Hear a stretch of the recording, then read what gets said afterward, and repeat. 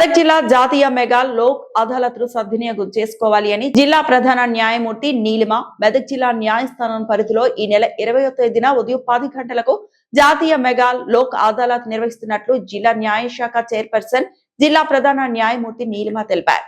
శుక్రవారం సాయంత్రం ఏర్పాటు చేసిన విలేకరుల సమావేశంలో మాట్లాడుతూ రాజీ పడదగిన కేసులన్నీ రాజీ కుదురుకొని సంతోషంగా ఉండాలన్నారు. ప్రతి మనిషిలో క్షమాగుణం కలిగి ఉండాలన్నారు. రాజీ కుదుర్చుకుంటే మానసిక ప్రశాంతత ఏర్పడుతుందన్నారు. క్షణిక విషయంలో పెట్టుకున్న కేసులన్నీ రాజీ కుదుర్చుకుంటే ఇరు వర్గాలు సంతోషంగా స్నేహపూర్వకంగా ఉండొచ్చన్నారు. భార్యాభర్తలు తగాదాలు పడితే వారికి కౌన్సిలింగ్ ఇచ్చి రాజకీయం ద్వారా వారి భవిష్యత్తు బాగుంటుందన్నారు. మెదక్ జిల్లాలో నేటి వరకు సుమారు 3000 కేసులు రాజీ కుదిర్చినట్లు తెలిపారు. రేపు జరగబోయేది 2వ నేషనల్ లోక్ అదాలత్.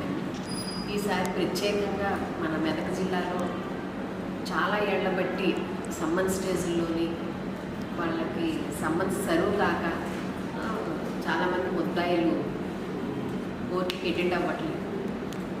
వాళ్ళందరికీ కూడా నోటీసులు ఇప్పించి చిన్న చిన్న రాజీ పడే కేసులన్నింటినీ కూడా కాన్సన్ట్రేట్ చేసి పెండింగ్ కేసెస్ తగ్గించాలనే ఉద్దేశంతో ఈ లోక్ అదాలత్ని వినియోగించుకోవడం జరుగుతుందండి. దీని మీద ఒక 15 డేస్ నుంచి పోలీస్ వాళ్ళతోటి తర్వాత మిగతా స్టేక్ హోల్డర్స్తో అందరితోటి మీటింగ్ పెట్టడం జరిగింది. ఆ మీటింగ్కి అనుగుణంగా పోలీసులు కూడా వాళ్ళ సహాయ సహకారాలు అందించి చాలామంది పార్టీల్ని తీసుకురావడం జరిగింది. అలాగే విశేష స్పందనతో ఇప్పటివరకు చాలా కేసులు డిస్పోజ్ ఆఫ్ అయ్యాయి. ఇంకా రేపు కూడా చాలా కేసులు డిస్పోజ్ ఆఫ్ అవుతాయి.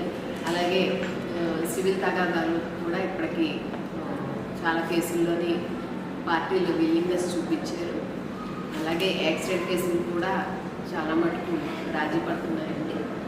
ప్రజలందరూ కూడా ఎవరెవరి కేసులు వాళ్ళకి కోర్టులో పెండింగ్ ఉన్నాయో ఐడియా ఉంటుంది.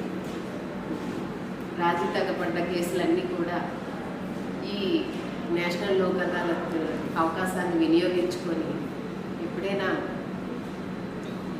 దెబ్బ అనేది అన్నీ ఎంత త్వరగా మర్చిపోతే మానసికంగా ప్రశాంతంగా ఉండడానికి అవుతుంది. క్షమించడం అనేది చాలా గొప్పతనం అది.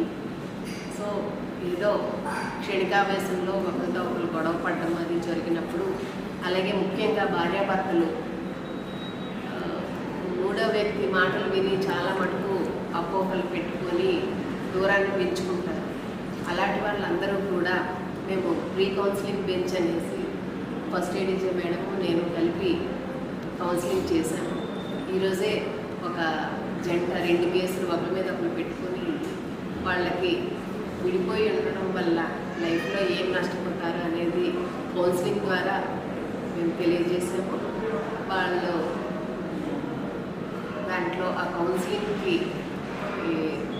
స్పందించి కలిసి ఉంటేనే ఫ్యూచర్ బాగుంటుందనే ఉద్దేశంతో ఇద్దరు కూడా ఆ కేసులు విత్డ్రా చేసుకోవడానికి సంసిద్ధమయ్యారు.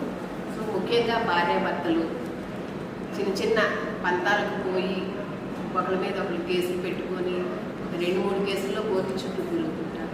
అలాంటి వాళ్ళందరూ కూడా ఈ లోక్ అదాలత్ని ఒక అవకాశంగా వినియోగించుకొని శాంతిని నెలకొల్పుకోవడానికి బాగుంటుంది. అలాగే ఊరిలో ఈ పొలం గట్ల దగ్గర